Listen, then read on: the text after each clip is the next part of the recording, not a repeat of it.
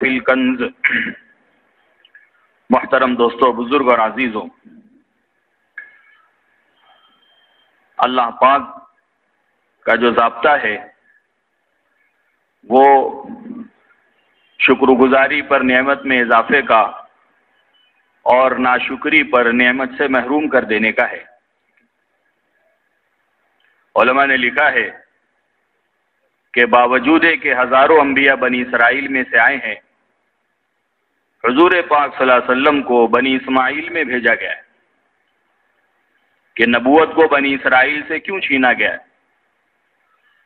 کہا اس کی وجوہات میں سے ایک بنیادی وجہ یہ ہے کہ جب نبی بنی اسرائیل نبیوں کی نعمت کی ناشکری میں مبتلا ہوئی تو وہ نعمت ان سے لے لی گئی۔ اور ناشکری کیا ہے؟ قرآن نے کہا ضربت علیہم الذلۃ والمسکنہ وباءوا بغضب من اللہ ذلک بأنہم کانوا یکفرون بآیات اللہ ویقتلون الانبیاء بغیر حق، کہ نبیوں کا قتل شروع کر دیا بنی اسرائیل نے، انبیاء علیہ السلام کو قتل کرنا شروع کر دیا۔ تو کہا کہ اس نعمت کی ناقدری پر امام الانبیاء کو بنی اسرائیل کی بجائے بنی اسماعیل میں مبعوث کیا گیا۔ ایک نعمت اللہ پاک نے اس محنت کی شکل میں عطا فرمائی ہے، اس کی قدردانی نعمت کو باقی رکھے گی، ورنہ نعمت تو کیا اسلام پر باقی رہنا مشکل ہو جائے گا۔ پہلا سفر مولانا سید احمد خان صاحب مکی رحمۃ اللہ علیہ کا اسپین کا ہوا، پہلی جماعت پہنچی۔ جب وہ جماعت واپس آئی تو انہوں نے علاقے کے احوال، حضرت کو اللہ نے جو ملکہ دیا تھا، ایک لائن میں پورے ملک کا تجزیہ کر دیا۔ اسپین میں 800 سال تک مسلمانوں کی حکومت، وہاں کی جامع مسجد قرطبہ کی، جس کے 900 صرف پلر تھے، ستون،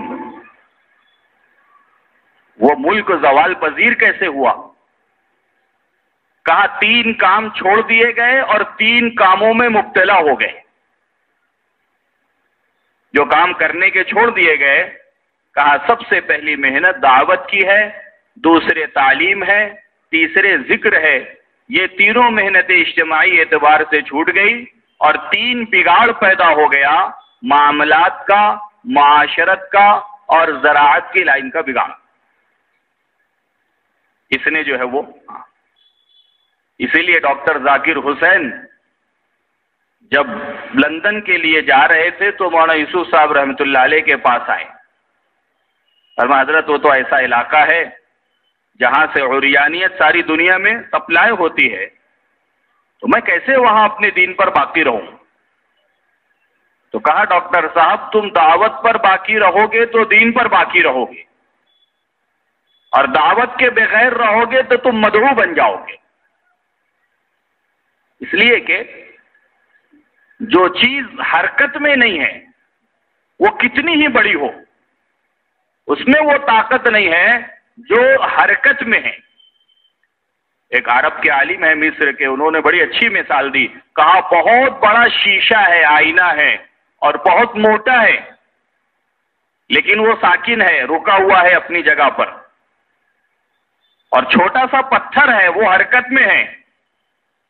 تو شیشہ بہت بڑا ہے لیکن یہ حرکت والا چھوٹا سا پتھر وہ اس کی طاقت کو ختم کر دے گا، توڑ دے گا۔ اس امت کو اللہ نے متحرک بنایا ہے حرکت میں، کہ پانی کی طاقت متحرک رہنے میں ہے، جمے ہوئے پانی کی کوئی طاقت نہیں ہے۔ اس لیے اجتماعی عبادات کا اہتمام سکھایا گیا، اس کی طاقت اجتماعیت میں ہے۔ اسی کو اقبال نے کہا کہ فرد تنہا ربط ملت سے ہے، تنہا کچھ نہیں، موج ہے دریا میں اور بیرون دریا کچھ نہیں۔ اسی لیے سورہ فاتحہ میں جتنے بھی الفاظ ہیں وہ سب جمع کے ہیں، ایاک نعبد ہم آپ کی عبادت کر رہے ہیں، حالانکہ اکیلا عبادت کر رہا ہے۔ وَإِيَّاكَ نَسْتَعِينُ، ہم آپ سے مدد مانگ رہے ہیں، حالانکہ اکیلا مدد مانگ رہا ہے۔ اهْدِنَا الصِّرَاطَ الْمُسْتَقِيمَ، آپ ہم سب کو ہدایت دے دے، حالانکہ اکیلا یہ سورہ فاتحہ نماز میں پڑھ رہا ہے۔ علماء نے لکھا ہے کہ یہ بات سمجھائی جا رہی ہے کہ اجتماعیت کے اکیلے کی عبادت نہیں بلکہ اجتماعی ماحول عبادت کا بنے، کہ اگر تنہا تم ہدایت پر رہو گے، ماحول ہدایت والا نہیں رہے گا تو تم ہدایت پر باقی بھی نہیں رہ سکو گے۔ اس لیے چاہے تم نفل میں اکیلے نماز پڑھ رہے ہو، یہ نہیں ہے کہ اللہ مجھ اکیلے کو ہدایت دے، بلکہ یہ سکھایا گیا اہدنا الصراط المستقیم، آپ ہم سب کو ہدایت دے۔ مجھ کو ہدایت مل گئی، ماحول ہدایت والا نہیں رہے گا تو ہدایت پر باقی رہنا مشکل ہو جائے گا۔ اس لیے میرے دوستوں، بزرگ اور عزیزوں، اللہ پاک نے یہ محنت دی ہے، یہ ذمہ داری دی ہے، یہ دعوت کا کام احادیث میں حضور پاک صلی اللہ علیہ وسلم نے قیامت تک آنے والے فتنوں کی نشاندہی کر دی ہے، چھوٹے بڑے جتنے فتنے آئیں، اور اس فتنوں سے بچنے کے اسباب بھی امت کو بتائیں کہ فتنہ یہ ہوگا، اس سے بچنے کی تدبیر یہ ہے۔ کہا فتنوں میں سب سے بڑا فتنہ وہ دجال کا فتنہ ہے۔ بخاری کی روایت ہے، آپ علیہ الصلوۃ والسلام نے فرمایا ما بعث نبی الا انذر امتہ بالکذاب الاعور، کوئی نبی ایسے نہیں ہے جن کو مبعوث کیا گیا ہو اور انہوں نے اپنی امت کو جھوٹے کانے دجال سے نہ ڈرایا ہو، ہر نبی نے۔ آپ نے فرمایا سب سے بڑا فتنہ ہے،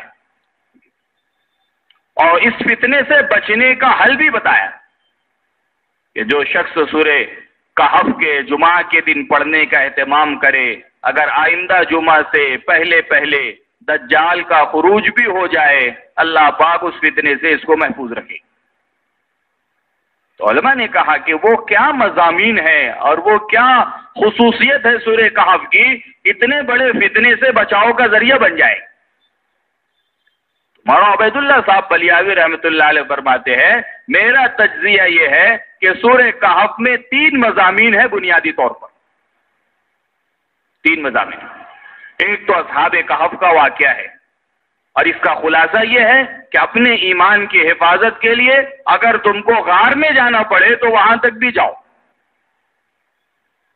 پورا خلاصہ اصحاب کہف کے واقعے کا یہ ہے۔ دوسرا واقعہ حضرت خضر اور حضرت موسیٰ کا ہے کہ تم چاہے نبوت کے مقام پر ہو اور علم کے اعلیٰ درجے پر ہو، پھر بھی علم کے حاصل کرنے سے فراغت نہیں ہے۔ موسیٰ علیہ السلام ایسے سے علم حاصل کر رہے ہیں جو نبی نہیں ہے، نبی غیر نبی سے، اور ساری شرطوں کو مان رہے۔ ستجدنی انشاءاللہ صابرا ولا اعصی لک امرا، میں تمہاری نافرمانی نہیں کروں گا، جو کہو گے اس پر صبر کروں۔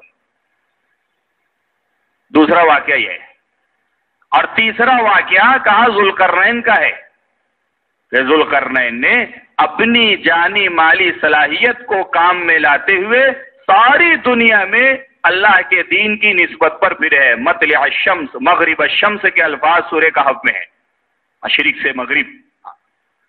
تو کہا کہ 3 چیزیں ہیں، ایمان کی حفاظت ہے، اور تعلیم و تعلم علم کا سیکھنا ہے، اور امت میں پھرنا ہے۔ یہ 3 بنیادی چیزیں ہیں سورہ کہف کا خلاصہ۔ اور پھر فرماتے تھے ہم نے بڑے حضرت جی مولانا الیاس صاحب رحمۃ اللہ علیہ سے سنا ہے، امت اجتماعی طور پر ان 3 چیزوں پر جمع ہو جائے گی، اللہ پاک صلاح الدین ایوبی والا دور امت کے لیے لوٹا دیں گے۔ 800 سال پہلے صلاح الدین ایوبی سے کسی نے کہا کہ یہودی یہ کہہ رہے ہیں کہ این محمد حکم، کہاں ہے تمہارے محمد، بلاؤ ان کو مدد کے لیے۔ تو بہت مختصر جماعت تھی، اس جملے کو سن کر کے اتنا صدمہ ہوا کہ 2 دن اپنے حجرے سے باہر نہیں نکلے، اور دن اور رات اللہ کے سامنے رو رہے، اے اللہ غیروں نے ہمیں للکارا ہے، ہماری غیرت کو جھنجھوڑا ہے، کہاں ہے تمہارے محمد؟ کہ اللہ وہ تو نہیں آ سکتے، آپ مجھ کو ان کا نائب بنا دیں۔ اور پھر 2 دن کے بعد اپنے حجرے سے نکلے ہیں اور اپنی جماعت کو کہا ہے مجھے تو جانا ہے، تم اگر چلنے کے لیے تیار ہو تو بہت اچھا، ورنہ تمہاری مرضی ہے۔ پوری جماعت چلنے کے لیے تیار ہوئی، اللہ نے بیت المقدس کو فتح کرا دی۔ مولانا الیاس صاحب رحمۃ اللہ علیہ فرماتے تھے اللہ وہ وقت و امت پر واپس لوٹا دیں گے 3 محنتیں جب اجتماعی طور پر ہوگی۔ اسی لیے حیات الصحابہ میں بھی مستقل عنوان ہے امر بالمعروف نہی عن المنکر، کہ یہ جب ہوگا تو اس کی برکات کیا ہیں، اور جب یہ چھوڑ دے جائے گا تو اس کے نقصانات کیا ہیں۔ حضرت علی رضی اللہ تعالیٰ عنہ فرماتے تھے تم ضرور بھی ضرور بھلائی کا حکم کرتے رہو اور برائی سے منع کرتے رہو، اور اللہ کے حکم کے پورا کرنے میں کوشش کرتے رہو، ورنہ ایسی قومیں تم پر مسلط ہو جائے گی جو تم میں سے نہیں ہوں گے، اور وہ تم کو عذاب دیں گے اور ان کو اللہ پاک عذاب دیں گے۔ دوسری روایت میں حضرت علی رضی اللہ تعالیٰ عنہ فرماتے ہیں تم بھلائی کا حکم کرتے رہو، برائی سے منع کرتے رہو، ورنہ اللہ پاک تمہارے بروں کو تم پر مسلط کر دیں گے، پھر تمہارے نیک لوگ دعائیں بھی کریں گے، ان کی دعائیں قبول نہیں کی جائے گی۔ حضرت علی رضی اللہ تعالیٰ عنہ ایک مرتبہ خطبہ دے رہے تھے، تقریر کر رہے تھے، اس خطبے میں ارشاد فرمایا اے لوگوں، تم میں سے پہلے لوگ گناہوں کی وجہ سے ہلاک کر دیے گئے، اور جب وہ گناہ کرتے تھے تو ان کے مشائخ، ان کے علماء ان کو اس گناہ سے منع نہیں کرتے تھے۔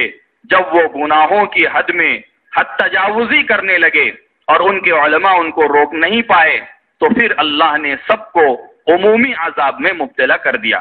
اس لیے تم بھلائی کا حکم کرتے رہو اور برائی سے منع کرتے رہو، اس سے پہلے کہ وہ عذاب تم پر بھی نازل کر دیا جائے جو تم سے پہلوں پر نازل کیا گیا۔ اور تم جان لو کہ بھلائی کا حکم کرنا اور برائی سے منع کرنا نہ یہ رزق کو روکنے والا ہے اور نہ موت کو وقت سے پہلے لانے والا ہے۔ حضرت علی رضی اللہ تعالیٰ عنہ فرماتے تھے جہاد کی 3 قسمیں ہیں، ایک تو جہاد وہ ہے جو ہاتھ کے ذریعے سے ہو، دوسری قسم وہ جہاد جو زبان کے ذریعے سے ہو، تیسری قسم وہ جہاد جو دل کے ذریعے سے ہو، قلب کے ذریعے سے ہو۔ فرماتے تھے سب سے پہلے وہ جہاد ختم ہوگا جو ہاتھ سے ہو، پھر دوسرے نمبر پر زبان کا جہاد، اور پھر کہا کہ دل کا جہاد وہ ختم ہو جائے گا۔ اور جب دل ایسے ہو جائیں گے کہ وہ نہ بھلائی کو بھلائی سمجھیں گے نہ برائی کو برائی سمجھیں گے، تو ان دلوں کو اوندھا کر دیا جائے گا، اوپر کے حصے کو نیچے اور نیچے کے حصے کو اوپر کر دیا جائے گا، اس بوریے کی طرح جس میں سامان بھرا ہو اور اس کو الٹ دیا جائے، اندر کی ساری چیزیں باہر آ جائے گی۔ اللہ پاک نے کی